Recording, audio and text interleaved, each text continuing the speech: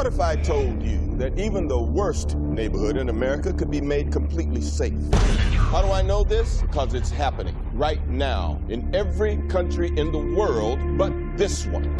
It is great to see American machines helping to promote peace abroad. So then tell me, why can't we use these machines here at home? Why is America so robophobic?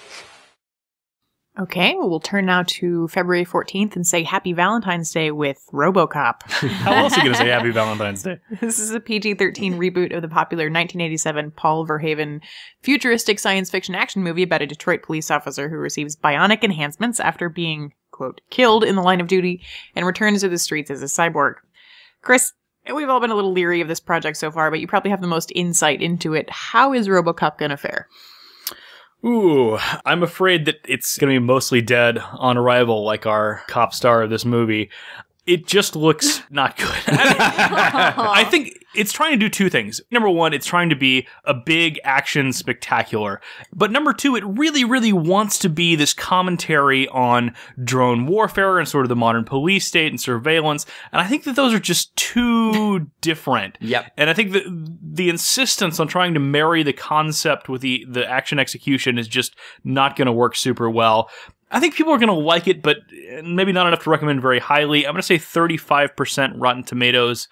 That's dumb action movie in February. Those generally do reasonably well. I'm going to say $25 million. Totally respectable. All right, Fox, is this your Valentine's Day pick? This is where you'll be in the theaters? Not at all. I have no desire. I would much rather go back and see the original for the 50th time. So it's still... Wait, does that mean we're watching the original? Yes, love the original. Don't pretend like you didn't love the original.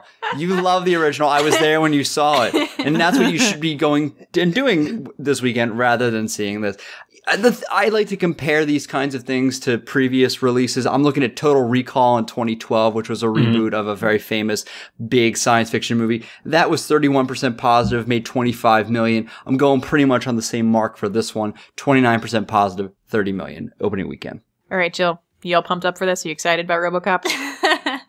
I'm not. Big surprise. I know. And it's honestly not because it's not the kind of movie that I could really like. I enjoyed the first one. And to be honest, I didn't watch the first one until, I don't know, sometime in the last 6 months, relatively recently. And I still enjoyed it. But it's a very straightforward premise. And I think, as Chris mentioned, this movie just doesn't seem like it quite knows what it wants to do. It's kind of all over the place, and it just doesn't look like they did a great job. And I don't know what else they're bringing to the table.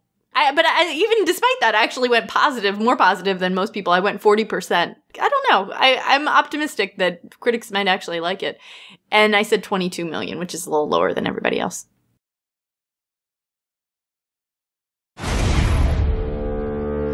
Thank you for your cooperation.